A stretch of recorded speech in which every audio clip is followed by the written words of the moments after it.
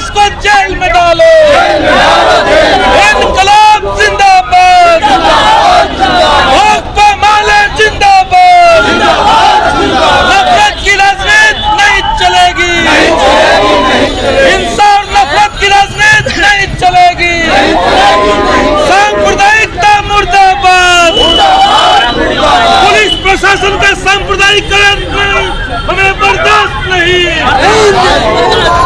इनकलाब जिंदाबाद, नमाजियों को कूटने वाले पुलिस को जेल में डालना होगा, दिल्ली पुलिस हाय हाय, संघीय पुलिस हाय हाय, दिल्ली पुलिस शर्म करो, नफरत की खेती बंद करो, नरेंद्र मोदी मुर्दाबाद, भाजपा आरएसएस मुर्दाबाद, नमाजियों पर लात घूंसे चलाने वाले पुलिस को जेल में डालना होगा, भाजपा माला बढ़े चलो, सांप्रदायिकता से लड़े चलो। दिल्ली पुलिस ने ये जो करतूत किया, इसको हौसला कहाँ से मिलता?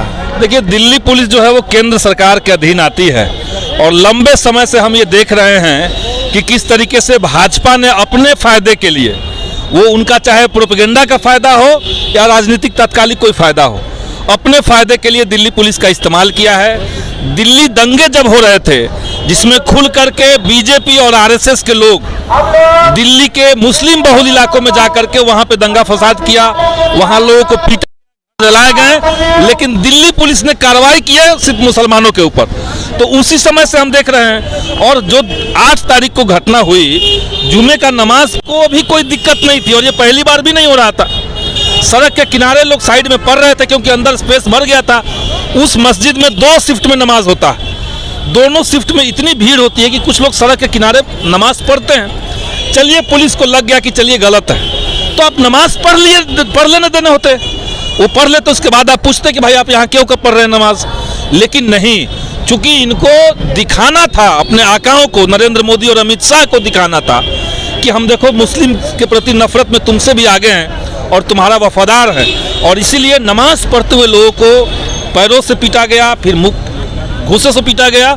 और ये साफ साफ दिखा रहा है कि देश खतरे में है, क्योंकि देश का अगर पुलिस और प्रशासन अगर सांप्रदायिक जहर से भर जाएगा तो देश चलेगा कैसे। और इसीलिए आज भाकपा माले ने आज और कल 2 दिन हम लोगों ने पूरे देश के अंदर, पूरे बिहार के अंदर इस घटना के खिलाफ आंदोलन करके इस मांग को दोहराया है कि पुलिस प्रशासन के खिलाफ, पुलिस प्रशासन को या सेना को सांप्रदायिकरण और भगवाकरण के एजेंडे में डालना बंद किया जाए, और जो दोषी पुलिसकर्मी दिल्ली का है जिसने नमाजियों पर प्रहार किया, उसको बर्खास्त करने से काम नहीं चलेगा, सस्पेंड करने से काम नहीं चलेगा, उस आदमी को जेल में डालना चाहिए। ये हम लोग मांग कर रहे हैं। 2020 में उत्तर पूर्वी दिल्ली में दंगा हुआ था, और वहीं इस जुमा की नमाज में ये पुलिस ने ये जालिमाना हरकत किया है, तो मुसलमानों पर ही फर्जी मुकदमा किया गया था।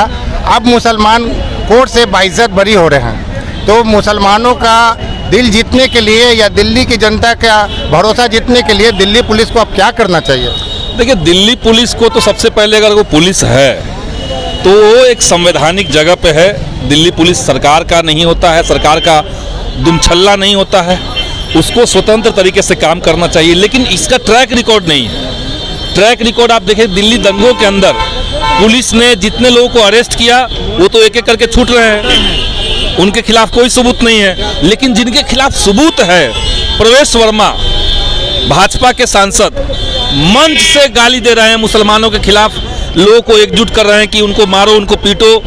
जो लोग रैली निकाल करके दंगा फसाद की बात कर रहे हैं, उसको तो एक बार भी दिल्ली पुलिस ने कुछ नहीं किया। तो अगर दिल्ली पुलिस के अंदर थोड़ा सा भी शर्म बचा हुआ है तो जा करके दिल्ली दंगों से वो शुरू करे। उसमें जिन लोगों की संलिप्तता साफ साफ दिख रही है और जिनके ऊपर अभी तक अरेस्टिंग नहीं हुई है, उनको अरेस्ट करके दिखाए।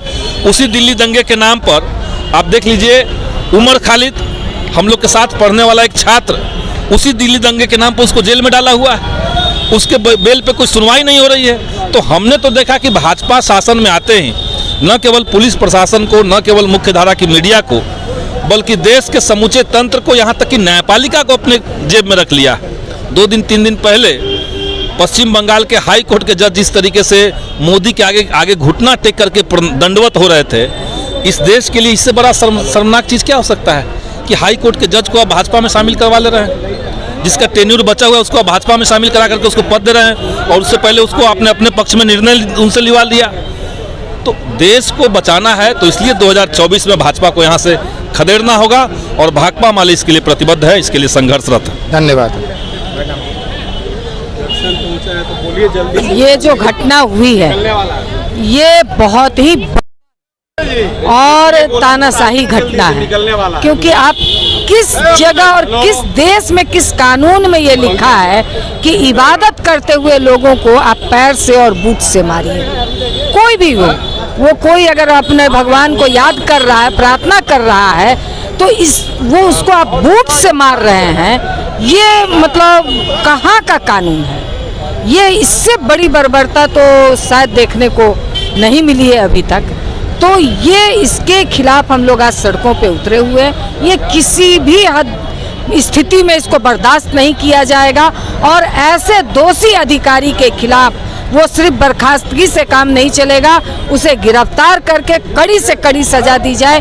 और ये जो पूरे पुलिस प्रशासन में ये जो सांप्रदायिक माहौल पैदा किया जा रहा है, क्योंकि ये सारे पुलिस प्रशासन दिल्ली के वो सेंट्रल गवर्नमेंट के अधीन है, तो ये पूरी तरह से केंद्र सरकार को जो खुश करने का, बल्कि ये खुश करने की बात नहीं है, ये उनके इशारे पर ये सारी चीज़ें हो रही हैं।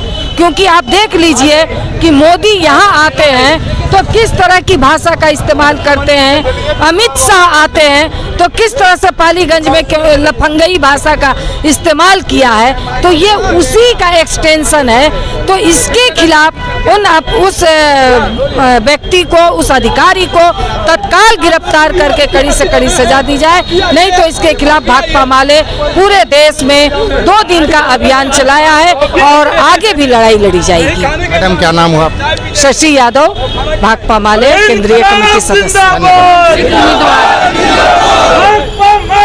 अभी आप देख रहे हैं कि जिस तरह से दिल्ली में पुलिस के द्वारा नमाज पढ़ रहे मुस्लिम भाइयों के ऊपर बूट से मारा गया है, उनको नफरत भरी भाषा का इस्तेमाल किया गया है, हम उसको बर्दाश्त नहीं करेंगे। पूरे देश में अमित शाह और नरेंद्र मोदी जो जहर घोल रहे हैं उसके खिलाफ अमन और भाईचारे के लिए हम यहाँ मार्च निकाल रहे हैं। 2 दिन का हमारा ये प्रतिरोध दिवस है पूरे देश में। धन्यवाद। जिस तरह की घटना दिल्ली के इंद्रपुरी में हुई है, ये अपने आप में पूरे देश का सिर शर्म से झुका रहा है। नमाज अदा करते हुए नमाजियों पर जिस तरीके से जूते से वार किया है पुलिस अधिकारी ने, ये घोर आपत्तिजनक है। ये जो हमारा संवैधानिक अधिकार है उसका भी उल्लंघन है, और इसके साथ साथ ये दिखाता है कि किस तरीके से पुलिस का सांप्रदायिकरण हुआ है। पुलिस और सेना, जिसको माना जाता है कि ये निष्पक्ष होना है, इसको निरपेक्ष रहना है, लेकिन अगर पुलिस इस तरह से व्यवहार कर रही है, जाति और धर्म के आधार पर इस कदर उसके भीतर घृणा भरा गया। आप कुछ दिन पहले देखे होंगे कि कैसे रेल में चलती हुई ट्रेन में 2 मुस्लिमों की एक पुलिस वाले ने हत्या कर दी थी, ये पूछ करके, उनका नाम पूछ करके, और तब मार दिया था। तो इस तरह की घटनाएं दिखा रही है कि ये जो भाजपा की सरकार है, ये इस पूरे देश का जो एक धर्मनिरपेक्ष स्वरूप रहा है उसको खत्म करके और मुट्ठी भर लोगों का अपना शासन चलाना चाहती है। ये कहते हैं कि पूरा देश मेरा परिवार है। आपके परिवार के सदस्य क्या ये नमाजी नहीं थे? अब तक पुलिस वाले को क्यों गिरफ्तार नहीं किया गया? सस्पेंड करना कोई कार्रवाई नहीं है, तत्काल उसकी गिरफ्तारी होनी चाहिए थी, तत्काल उसको बर्खास्त किया जाना चाहिए था। यही अगर मान लीजिए दूसरे लोगों के साथ होता है, थोड़ी देर के लिए कल्पना कीजिए ये कांवड़ियों के साथ हुआ होता है, किसी मंदिर जा रहे लोगों के साथ होता है, तो आप अमित शाह और मोदी जी की भाषा देखते हैं एकदम बदली हुई रहती। लेकिन आज उन लोगों ने चुप्पी साधी हुई है और इस अधिकारी पर कार्रवाई नहीं किया है, इसलिए उसको गिरफ्तार किया जाए। और हम लोग यहाँ जो खड़े हैं, हम आज पूरे देश में अपने मुस्लिम साथियों के साथ, मुस्लिम भाइयों के साथ एकजुटता प्रदर्शित करने के लिए खड़े हुए हैं। किस देश में हम सब मिलकर लड़ेंगे। ये धर्मनिरपेक्ष देश है, यहाँ हर व्यक्ति को अपनी आस्था के मुताबिक पूजा करने, नमाज पढ़ने, अरदास करने का अधिकार है और इस पर हमला हम नहीं सहेंगे। कि भाजपा जब से आई है सत्ता में पूरे देश को गहरे संकट में डाल दिया है। आज जिस तरह की 8 तारीख को दिल्ली में कार्रवाई हुई, पुलिस को और सेना को सांप्रदायिकरण किया जा रहा है। हम ये मांग करते हैं कि जल्दी से जल्दी गिरफ्तार किया जाए, जेल में डाला जाए पुलिसकर्मी को जिसने नमाजियों के साथ बदसलूकी की है, उनको अपमानित किया है। और इस देश में हम लोग लड़ेंगे, सारे लोग लड़ेंगे। नौजवानों को जो शक की निगाह से देखा जाता है, अल्पसंख्यक नौजवानों को, इसके बरखिलाफ में इस देश को गंगा जमुनी तहजीब बचाने के लिए हम लोग लड़ेंगे। मोदी साहब शर्म करो, लफंग और गुंडों की भाषा बंद करो। मोदी साहब शर्म करो, लफंग और गुंडों वाली भाषा बंद करो।